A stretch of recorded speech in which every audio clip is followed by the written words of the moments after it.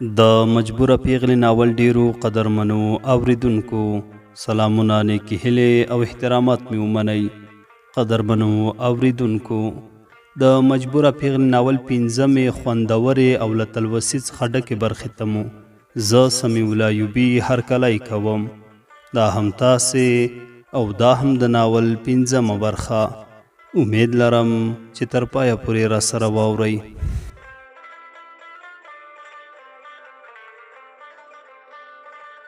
زما او د یوسف واده ښه په درزو دروس سره وشو. د پلار د مرګ وروسته یوسف د خپل واک شو. نور یې په کور کې هم زړه نه لګېده. په شپو شپو به ورک و. آخرو کې کابل ته لاړ. بیرته چې راغی ډېر فرق یې کړی و. په کور کې به نه کېناسته. تل به یو خوا او بل خوا ګرځېده. چې کور ته به راغی زیات میلمانه به ورسره وو. تر نیمو شپو به ورسره غږېده. په کور کې به یوازې د مور سره پټ پټ غږېده. یو اوښی و چې سوپیبای نومېده. هغه ډیر ظالم انسان دی. مارګ غلا او داسې نور کارونه کوي. د دنیا لوپران یې را جمع کړي او ځان پسې ګرځوي. یو ماخوستن نجیب دروازه کې ودرېد. غږ یې کړ شکریه ورجګه شوه. ورته ویل راځه نجیبه دننه راشه څه وایې؟ هغه ورته ویل په ښار کې مې سوپیبای ولیده. دلته راته خو ویلې چې اوس له کابله راغلم. شبرغان ته ځم. ضروري کار لرم بیا به راشم. او د یوسف ماما یې ویل چې روغ وو او دې څو ورځو کې به راشي. نجیب نور ووته. شکریه چورت کې لاړه. بیا د باندې ووته. تر ډیره په بله کوټه کې د خواښې اندرور سره ناسته وه. زما سترګې ورغلې وې چې راغله ورو یې وښورولم. ویده یې؟ ځان مې سنبال کړ. ورته مې ویل نه ته تر ډیره رانغلې. هو ما. او بیا غلې شوه. جګه شوه او تر کړکۍ د باندې وکتل. زه ورخطا شوم چې څه خبره ده.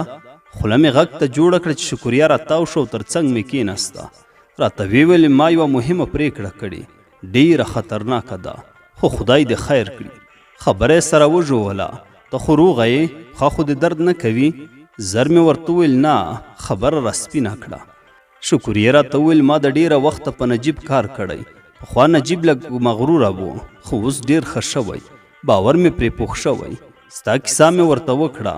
ستا کیسه مې چې ورته کوله ځینې ځای کې به هغه هم چورت وړی و. زړه بیا را ډک شو. خو نران یو څه سخت زړي وي. بیا هم ما هغه اماده کړی چې تا تر کوره ورسوي. ما ورته ډېرې وعدې ورکړي. هغه هم اطمینان را کړی. راته ویل چې تر څو مې سر نه وي غوڅ شوی او په مړي مې چا پښه نه وي ایښې دا به راڅخه څوک بو نه ځي او کور ته به یې رسوم. اوس ته وایه ستا څنګه خوښه ده؟ ما ورته ویل ما مه امتحانوه. ته څومره ښه ښځه یې. ګوره ته رښتیا وایې. خبرې راڅخه ګډې وډې شوې.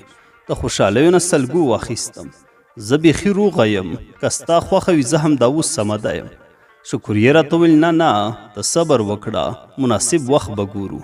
خو ته پام کوه چې ټوله لوبه به خرابه کړي. نوري د نجیب په هکله وویل چې ما هغه ته د ډېرو پیسو تمه هم ورکړې او د بیرته راستنېدو په وخت کې مې ورته د واده ویلي چې ښه جنۍ به درته ګورم. زه د هغه په زړه پوهېږم. د هغه زما ورېره ډېره خوښه ده. د هغې په خاطر هم هغه هر څه کوي. شکریې ته خوب ټالۍ ورکړې. ما ته هم د ویده کېدو وویل او خپله په بستره کې وغځېده. ما ته خوب نه راته. په زړه کې مې ډېر څه راګرځېدل. یوسف را نشي. په لاره کې به څنګه ځو؟ په نورو داړمارانو وانه وړو. په چورت کې به کابل ته ورسېدم. هلته په ناڅاپي یوسف را سره مخ شو. نجیب به یې وویشتو زه به یې ترې واخیستلم. ما به پر مخ څپېړې ورکړې. بیرته بله چور ته راووتم. کله به په یو اړخ شوم کله په بل اړخ. په همدې کې سهار شو. څو غوړپه چای مې وڅښه. د خوشحالۍ مې هېڅ هم زړه ته نه کېدل. او تر به مې هر لوري ته کتل. په غیر ارادي د کور یو خوا ته روانه شوم. زر به بیرته را په خوت شوم. یا به د راهیلې او د شکریې څنګ ته ورغلم. د هغوی سره به هم تنګه شوم. یو ځل راهیلې راته وویل نن ته ډېره خوشحاله ښکارې لکه چې کوم ښه خوب دې لیدلی. هسې هم هر څه په خوبونو کې ګورې. زه مسکی شوم. نه داسې خوب مې نه ده لیدلی خو هسې مې نن زړه د خوښۍ ټوپونه وهي. هغې راته وویل خدای دې هره ورځ خوشحاله لره. بیا شکریې ته یې وکتل. په سترګو یې سره اشارې وکړې او بیا دواړو وخندل. نن نجیب هم ډېر ته وراته. کله به د مور او نیا سره کېناسته او کله به په کور کې ورک شو. د نورو ورځو پرتله نن نجیب هم ډېر راکتل. کله به چې زما سترګې ورسره مخامخ شوې نو سترګې به یې حیا یووړې. مړې به یې ښکته کړې. ورځ تر کال هم راوغځېده. آخر ماښام شو. د ماخوستن ډوډۍ وخت کې نجیب ته نیا وویل زویه ته کابل ته لاړ شه، ماما دې هم ډیر وخت نه دی راغلی، ته به هلته پاتې شي، ماما به دې د څو ورځو په خاطر راشي، زما هم ډیر یادیږي. شفیقې هم ورسره سر تاو کړ. هو زویا بیا یخني کیږي، سالنګ بندیږي، کیدای شي کرا نشي، تر ډیره به ایثار پاتې شي. زه هم په خوب کې ډیر ګډ وډ ګورم، خدای دې ورته خیر کړي. د کابل وضعیت هم ورځ تر بلې خرابیږي. څو ځل مې ورته ویل چې نور راځه، خو هغه یو سرزوره انسان دی. نجیب ویل سمه ده، زه به سحر وختي حرکت وکړم. زه تر راجګه شوم، د شکریې کوټې ته راغلم. لږه شیبه وروسته راحله هم راغله. ناڅاپه یې رامنډه کړل، په غېږ کې ونیولم، په دواړو مخه یې ښکل کړم. ګوره شبنم خورې، ته به موږ وبخې، ګوره موږ مه هېروه ښه. او د دې سره په مخ دوه غټ څاڅکي اوښکې د سترګو راتوی شوې. بیا راڅخه لرې شو، مخامخ راته کېناسته، په ځیر ځیر یې راته کتل. ما هم د چرت مرغه والوځاوه. راحله را سره واخلم، د کابل په سردرو یې راتاو کړم، د پغمان باغو کې یې وګرځوم. بیا د کرغې د بند په غاړه کینو او د ډنډ اوبو ته وړې وړې تیږې ورغورځوو.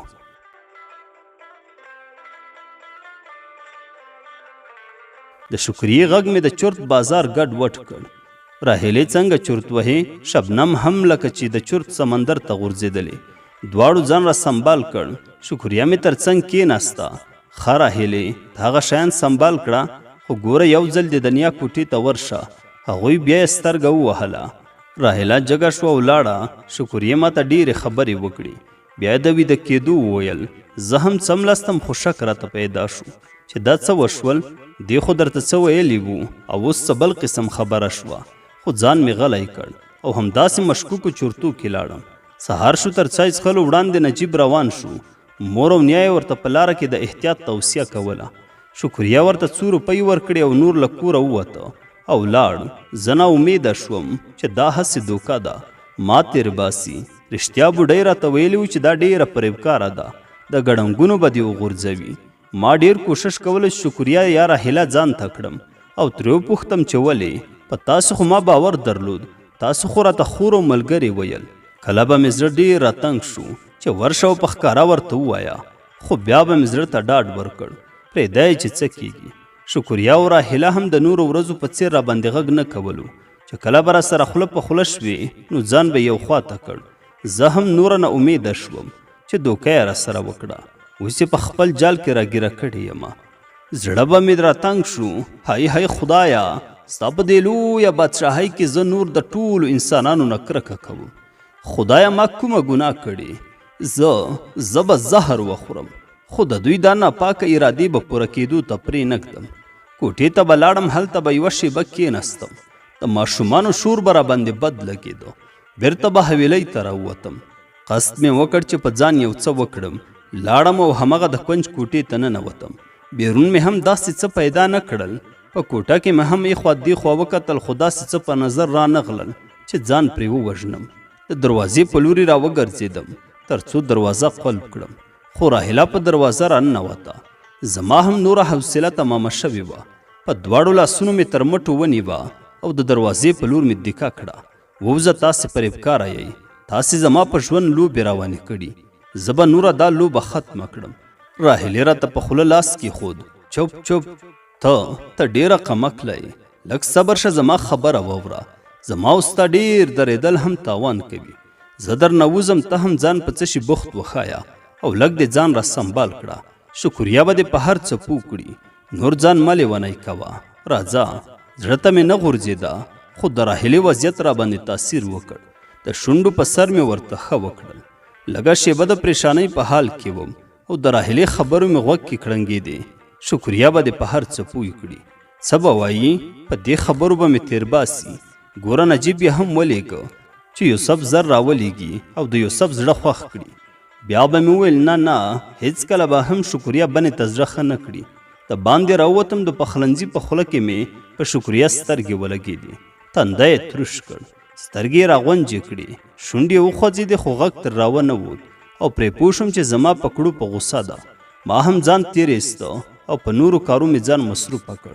تر ماخوستن ډوډۍ خوړلو وروسته د عادت سره سم د شکریې کوټې ته راغلم. د شکریې لور عاطفه هم را سره وه. دواړه په بستره کې وغځېدو. عاطفې وویل شبنم ترورې نن راته خپه ښکاري. ما ورته وویل نه خپه نه یم، لږ څه خبرې مې ورسره وکړي چې شکریا د زامنو سره په کوټه راننوته او بچي په خپلو ځایو څملول. پر ما یې غږ وکړ شبنم څملاستې؟ ما ورته ویل هو خورې، خپل بچي سره سم کړه او نوره څملاسته. ما هم غږ ونه کړ او د دې د غږ انتظار مې کوه. معمولا ما او دې به د نورو د ویده کېدو وروسته سره مشورې کولې، خو نن شپه یې هېڅ هم ونه ویل. تر ډېره ورته انتظار وم خو آخر خوب یوړم. ښه مې په قراره چا وخوځوله. سترګې مې را رڼې کړې چې راهیله مې مخامخ ناسته وه. په شونډې یې ګوته کېښود او د جګېدو یې راته وویل. زه راپورته شوم، شکریې څه په دسمال کې ګنډه کول، بیا په بای کې کېښودل. نوره ما ته رانږدې شوه. په دې کې مې درته 100 روپۍ او 2 جوړه جامې ایښي. بیا راهیلې ته وکتل. دې هم درته یوه تحفه اخیستې، کیدای شي خوښه دې شي. بیا د بایک له منځ څخه یوه وړکۍ غوټه راواخیسته. غوټه یې پرانیستله، بیا یې د سرو زرو یوه ګوته راوښوده. وګوره ما هم وکتله. بیا مې راهیلې ته د مننې په دود وکتل. راهیلې وویل دا ډېر کم دي، کاش چې درته ډېر څه مې درکړي وی. نوره شکریې راته وویل اوس به نجیب راشي او تا به له دې ځایه بوځي. ته پرون ډېره وارخطا وې، ګوره ته اوس پوره ښځه یې. ته باید اوس داسې زر بې صبره نه شې. ته په یو دریاب کې لامبو وهې. ته باید د هر غم مقاومت ولرې، هر څه ته پوره فکر وکړي. ګوره دا لوبه ما ستا د اولې ورځې نه روانه کړې، خو تر اوسه را باندې بغیر د راهیلې نه بل هیڅوک نه دي خبر. ته او نجیب هم پوره خبر نه یې. ما نجیب دې ته آماده کړ چې هغه تا تر خپل کوره ورسوي، کنه هغه په ژوند کې هم داسې نیک کار نه وی کړی او نه ترې تمه کېده. شکریې ساعت ته وکتل او زر بیرون ووته. تر لږ ځن وروسته راغله. راځئ هغه راغی.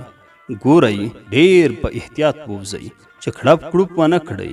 شکریا مخکې شوه او راهیله د دیوال نه راځوړن چادر راواخیسته او زما پر سر یې راواچوله. بیا یې بایک راواخیسته او راووتو. نجیب د دروازې په خوله کې ولاړ و. بیرون د کور تر کونجه شکریا او راهیله هم راسره وې. موږ نجیب د دې لپاره رخصت کړ چې هغوی پوه نه شي چې شبنم د نجیب سره لاړه. ما هغوی ته ګپ ورکړ او نجیب مې ښار کې پټ کړی و. مخکې موټر ولاړ و. نجیب دروازه خلاصه کړه. اول شکریې غېږ کې ونیولم او په ژړا شوه. بیا راهیله راغاړې وته. زما هم له سترګو اوښکې روانې شوې.